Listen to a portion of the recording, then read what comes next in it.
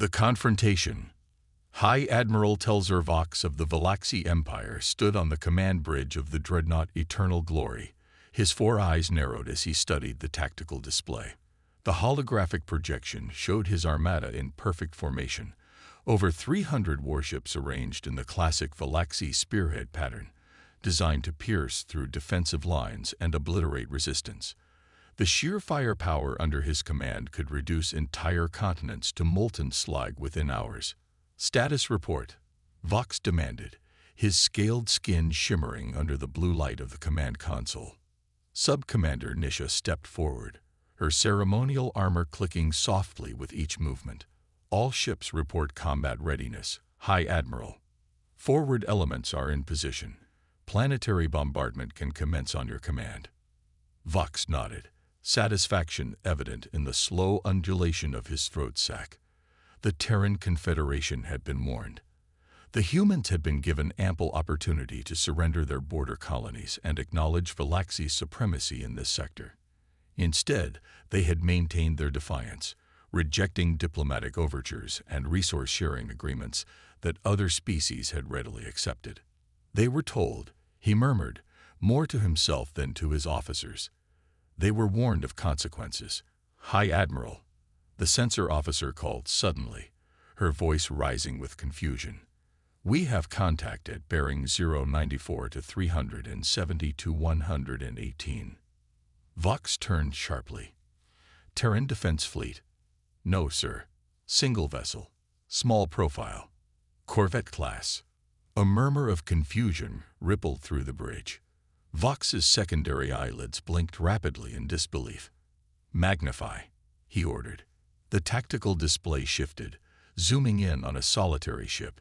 It was indeed small by military standards, perhaps a fifth the size of the Eternal Glory. Its design was unusual for human engineering. Sleek, almost predatory in its lines, with no visible weapon emplacements. The hull was a deep charcoal gray that seemed to drink in the light of the nearby sun, interrupted only by a simple identifier marking. "TCS Defiance." "This is nonsensical," Sub-Commander Nisha said, mandibles clicking in what might have been amusement. "Do they send us a messenger? A sacrifice?" Vox didn't share her mirth. The humans had proven resourceful in past conflicts with other species. While the Velaxi had never directly engaged them, military intelligence had studied their tactics extensively. Humans did not employ gestures of symbolic resistance. They did not sacrifice ships for honor. This meant something else. "Scan that vessel," he ordered. "Full spectrum." The censor officer worked her console, but after several moments looked up with confusion. "High Admiral, our scanners cannot penetrate their hull. There's some form of interference." "Directed jammers?" "No, sir. It's as if the scanning beams simply slide around the vessel." Vox felt the first tingle of unease crawl along his spine ridges. Open communications. The main view screen flickered to life, revealing a human female seated in what appeared to be a minimalist command chair. She wore no military regalia, just a simple gray uniform with a small insignia over her heart. A stylized earth with a single star above it. Her dark hair was pulled back tightly, emphasizing angular features and eyes that seemed unnaturally calm. "This is Captain Maya Chen of the Terran Confederation vessel Defiance," she said without preamble. "You are in violation of Confederation space. Withdraw your forces immediately." The bridge erupted in clicking laughter. Vox silenced them with a gesture. "I am High Admiral Telzar Vox of the Velaxi Empire. Your solitary vessel faces an armada. Your position is untenable. Surrender now, and your crew will be treated according to interstellar conventions." Chen's expression didn't change. "You misunderstand, Admiral. I'm not here to fight your fleet. I'm here to give you one opportunity to leave." Vox's throat sac pulsed with amusement. 300 ships against one, Captain. What could possibly compel us to retreat? "Reason," she replied simply. "Logic. Self-preservation." Sub-Commander Nisha stepped forward. "High Admiral, let me dispatch a strike wing to eliminate this insult." Vox raised a hand, surprisingly curious. What leverage could you possibly have, human? Chen leaned forward slightly. We've been watching you build this fleet, Admiral. For months, we know its capabilities, its weaknesses, and most importantly, we know how to neutralize it without destruction. Bold claims, Vox responded. Yet I see no evidence. Chen nodded to someone off-screen. Demonstration authorized. Without warning, alarms blared across the bridge. The tactical display flickered, and Vox watched in disbelief as 20 ships at the rear of his formation suddenly went dark, their power signatures vanishing entirely. Status, he barked. 20 vessels report complete power failure. The communications officer reported, voice trembling. Life support on emergency backups only. Weapons, shields, propulsion, all offline. Vox turned back to the view screen, where Chen remained impassive. What have you done? A system we call Blackout, she explained. Non-destructive. Your crews are unharmed. Their ships are simply neutralized. Temporarily. Impossible. Nisha hissed. No weapon system. It's not a weapon, Chen interrupted. Not in the conventional sense. As I said, we've been watching, studying, learning. Vox's mind raced through possibilities. Some form of directed electromagnetic pulse. But their ships were hardened against such attacks. Cyber warfare. Their systems were isolated, protected by multiple redundancies. Strike Squadron Alpha, engage the human vessel, he ordered suddenly. 12 Galaxy interceptors broke formation, accelerating toward the Defiance with weapons charged. Vox watched with grim anticipation. Whatever technology the humans had deployed, it couldn't protect against concentrated firepower.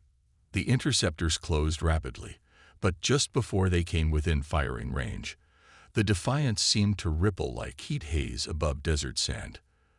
The Galaxy ships fired, and their energy beams passed harmlessly through empty space. Target lost. The tactical officer reported frantically. The human vessel has disappeared. Impossible, Vox breathed. A moment later, the Defiance reappeared, directly in the midst of his command group, less than a kilometer from the eternal glory itself. I apologize for the theatrics. Chen's voice returned, calm as ever. But sometimes seeing is believing. What are you? Vox asked, no longer able to maintain the pretense of confidence. Just humans, Chen replied. The same species you dismissed as unworthy of respect or negotiation. The same species that developed phase shift technology while your engineers were still perfecting larger laser banks. The same species that infiltrated your supply chains months ago and introduced dormant nanotech into your ship components. Vox felt cold realization wash over him. The power failures were just a demonstration. Chen finished for him. The nanotech can do much more. It can target life support, propulsion. It can even initiate core breaches if necessary. You're bluffing, Nisha said, but her voice lacked conviction. Chen shrugged. Perhaps. But ask yourself this. Why would we send one ship against 300 unless we knew exactly what we were doing? Vox stood silent, calculating. The humans had clearly developed technology far beyond what Galaxy intelligence had estimated. If what Chen said was true, his entire fleet was compromised. What do you want? He finally asked. As I said at the beginning, Chen replied. Withdraw your forces. Return to Galaxy space. Then, if your empire is interested, we can discuss more equitable arrangements between our civilizations. Another 30 ships suddenly went dark at the edge of the formation. That was not necessary, Vox said, anger edging into his voice. Just emphasizing the point, Chen responded. You have 1 hour to begin withdrawal procedures. After that, we escalate. The choice, as always, is yours. The communication ended, leaving the bridge in stunned silence. Vox turned to his senior officers, seeing his own unease reflected in their postures.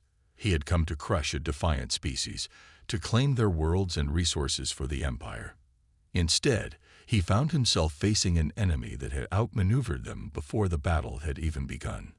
"Prepare withdrawal protocols," he said finally, ignoring Misha's gasp of shock, "and inform Imperial Command that we have miscalculated." As the orders spread through the fleet, Vox returned his gaze to the tactical display, where the tiny Defiance still hovered, a minnow among leviathans. Yet somehow, against all logic, the minnow had emerged victorious. The revelation. As the massive Valaxi Armada slowly began its withdrawal maneuvers, Sub-Commander Nisha approached High Admiral Vox at the tactical display. Her posture conveyed barely controlled outrage. "We cannot simply retreat," she whispered fiercely. 300 ships, the pride of the Empire, turning away because of one human vessel and parlor tricks. Vox kept his voice equally low. "Those parlor tricks disabled 50 of our ships without firing a single conventional weapon. Do you propose we risk the entire fleet?" "I propose we fight," Nisha insisted. "The humans cannot have compromised every ship. We launch a full-scale assault, overwhelm their defenses through sheer numbers." Vox considered this. The tactical part of him recognized the logic. Even with their advanced technology, the humans couldn't possibly control or disable all 300 ships simultaneously. Yet something deeper, more instinctive, warned him against such action. "Communications," Vox called. "Re-establish contact with the human vessel." Captain Chen's face appeared on screen moments later, her expression revealing nothing. "High Admiral," she acknowledged. "I see your fleet has begun withdrawal procedures. A wise decision." "Before we depart," Vox said carefully, "I request information. Professional courtesy from one commander to another." Chen tilted her head slightly. "I'm listening. How far does your infiltration extend? How many of my ships are truly compromised?" A small smile touched Chen's lips. "All of them, Admiral. Every ship in your armada carries our nanotech. Some were infected during construction, others during resupply. The most recent additions during your final preparations for this invasion." "Impossible," Nisha interjected. "Our security protocols are based on detecting conventional threats." Chen finished for her. "Our approach was unconventional." "Explain," Vox demanded. Chen seemed to consider this request, then nodded. "We've learned through past conflicts that direct military confrontation is wasteful. Lives lost, resources destroyed. And for what? Temporary advantage. Fleeting glory." She leaned forward. "Humans prefer efficiency." The view screen split, displaying schematics of Valaxi supply chains, manufacturing facilities, and military logistics networks. Points of vulnerability were highlighted throughout the system. 2 years ago, when your empire began its expansion toward our borders, we infiltrated your commercial networks," Chen explained. "Not with spies or hackers, but with seemingly benign trade partnerships through third parties. We supplied specialized components through shell corporations, components that contained dormant nanotechnology, undetectable by your scanning methods."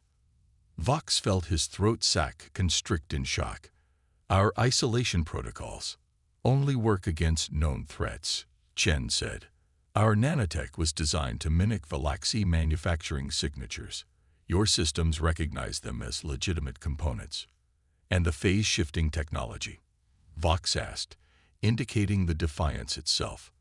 "A more recent development," Chen admitted, "but one that follows the same principle. Why engage in destructive conflict when you can simply avoid it?" The revelation struck Vox like a physical blow. The Valaxi Empire had built its military doctrine around overwhelming force.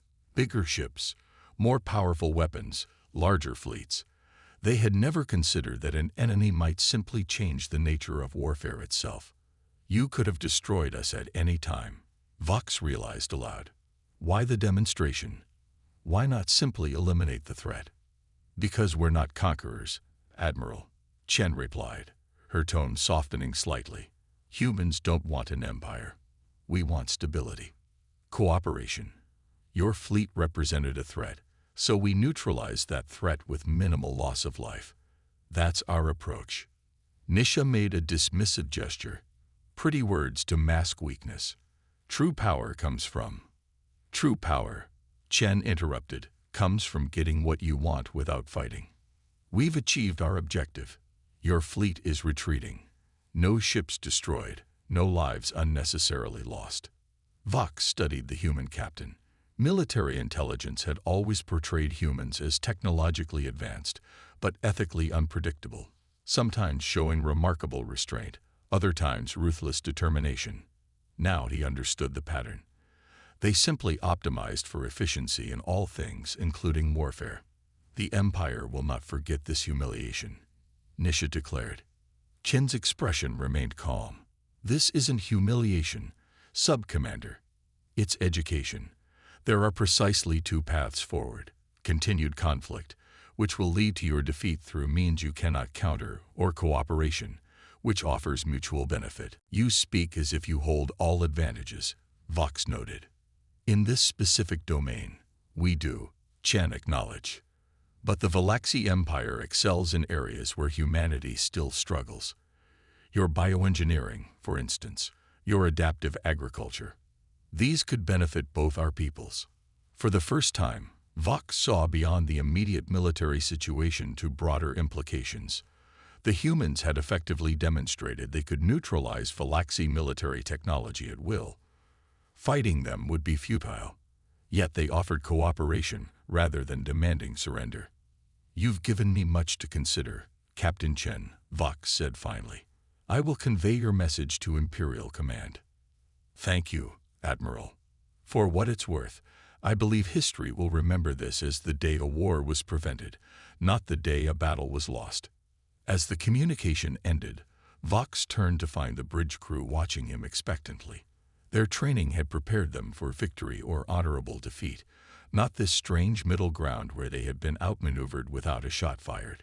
Continue withdrawal procedures, he ordered, his voice firm, and prepare a comprehensive report for Imperial Command. They need to understand what we're dealing with. And what exactly are we dealing with? Nisha asked bitterly. Vox gazed at the tactical display, where the lone human ship still maintained its position, watching the Velaxi fleet retreat. Something new, he answered quietly. A species that has transcended conventional warfare. They don't seek to destroy their enemies. They simply make fighting impossible. Hours later, as the last Velaxi ship prepared to enter hyperspace, Vox received a final transmission from the Defiance. It contained no text, just data, detailed technical information about the nanotech infiltration, and more surprisingly, instructions for safely neutralizing it once they return to Velaxi space. They're giving us the cure, his chief engineer said in disbelief. Why would they reveal such a tactical advantage? Because they want us to know they could have used it destructively, but chose not to, Vox realized. This isn't just technology, it's diplomacy. As the stars stretched into lines and the Velaxi Armada entered hyperspace, Vox contemplated what he would tell Imperial Command. How does one explain that the greatest fleet in Velaxi history had been turned back by a single ship? How does one convey that overwhelming military force had been rendered irrelevant by an enemy that changed the rules of engagement? The truth was both humbling and illuminating. The humans hadn't just outfought them, they had outfought them. They had recognized that the most effective victory wasn't destruction of an enemy, but transformation of a potential adversary into a partner. 6 months later, the first official diplomatic delegation from the Terran Confederation arrived at the imperial capital.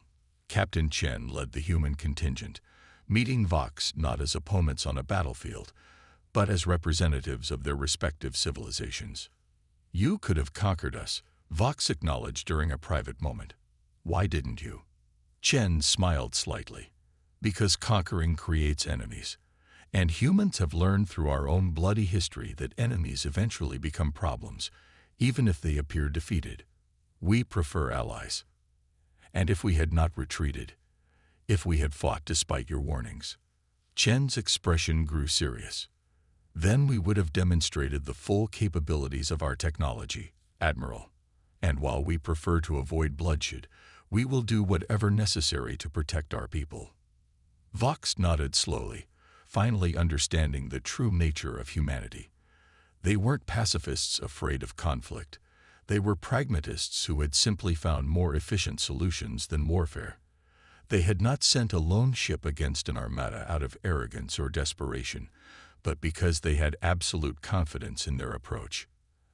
As the treaty negotiations proceeded, word spread throughout the galaxy.